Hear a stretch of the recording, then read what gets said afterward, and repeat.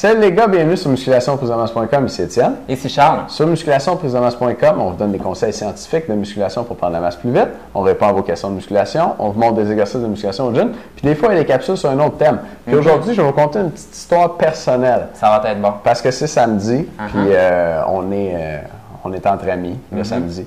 Tu as des filles dans cette histoire-là? Non, il y en a même moins que d'habitude. Je vais y aller, moi. Il y en a moins que d'habitude. Okay. Mais je peux revenir là-dessus tantôt si tu veux. OK, ouais, on aura quelque chose, c'est fait. C'est fait. Restez à l'écoute. Mais il y a quand même une morale à cette histoire-là, puis ça peut vous aider dans votre prise de masse. Dans le fond. D'ailleurs, c'est de ça qu'on parle. Hein. C'est ça, on se parle de prise de masse, musculation-prise-de-masse.com. C'est l'histoire de comment j'ai réussi à me rendre à 15,5% de gras. Okay. C'est drôle de dire ça avec fierté, tu sais, mais moi, j'ai jamais réussi à engraisser de ma vie. Je suis né vraiment ectomorphe, puis ça me prenait tout mon petit change pour même juste manger assez pour construire la masse musculaire. Il me restait jamais de surplus pour faire du gras en plus.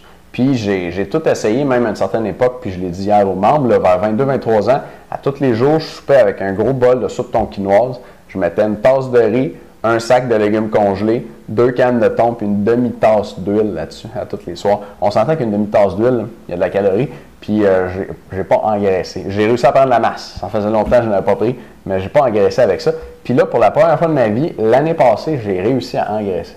Et j'ai réussi à engraisser en mangeant énormément et en restant assis sur mon steak tout le temps. C'est ça le secret. Puis je vais vous dire comment ça s'est passé.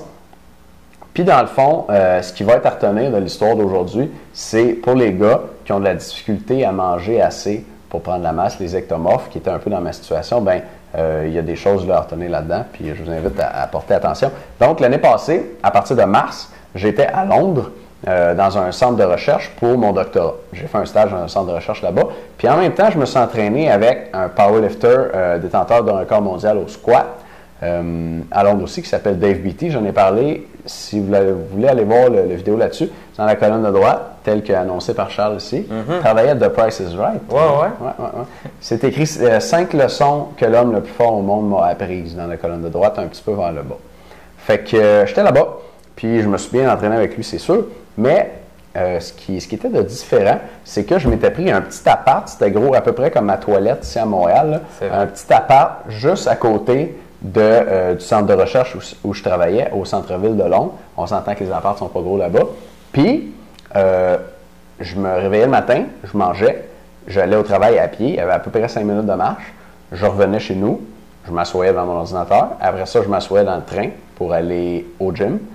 Je me rassoyais dans le train, puis je revenais chez nous m'asseoir. Fait en gros, là, honnêtement, c'est le bout de ma vie où j'ai bougé le moins. Là. Des fois, je devais avoir comme un total de gros max, 20 minutes de marche en tout dans ma journée. Donc, sur 24 heures, j'en passais 23h40 assis ou couché. Donc là, on s'entend qu'il n'y a pas beaucoup de calories qui sont dépensées là-dedans. Hein.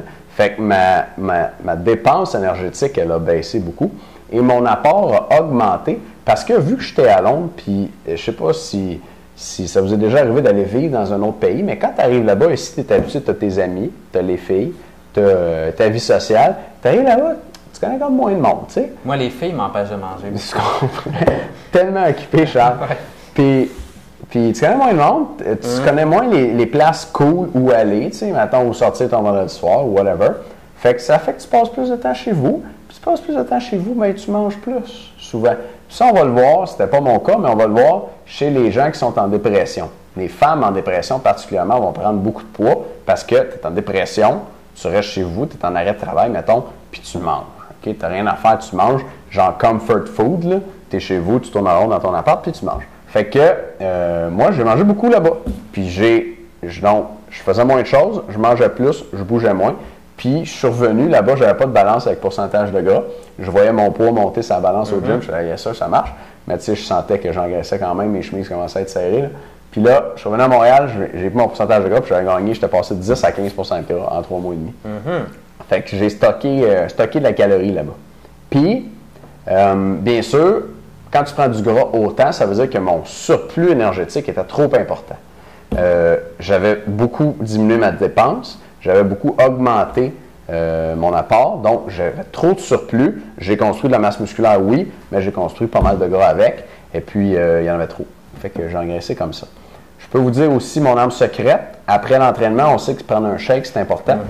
Là-bas, en Angleterre, il y a du lait entier. Combien de pourcents, tu penses? 5?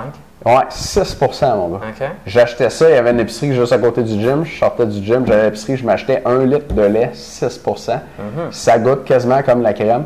Puis là-dedans, il y a du gras, il y a de la calorie, puis plein de bonnes choses pour faire prendre la masse. Donc, c'était un de mes ingrédients magiques. J'espère que pour ceux qui n'ont pas vu la formation encore, c'était pas la collation. C'était pas la collation magique, mais le lait 6 ça n'existe même pas au Québec. Je pense qu'on a du 3,25. Bon. On va vous en donner une qui existe au Québec. Qui existe au Québec dans la formation. C'est ça, si vous regardez ça. Encore, si vous êtes là, on est samedi matin encore, la formation à 11h sur les collations pour prendre la masse. Et dans un instant, les membres, je vais vous donner un autre petit truc que j'ai appris là-bas pendant mon séjour avec moi aussi, je vais vous en donner un rapide. Oh, tabarnak. Pas pire, ça? OK.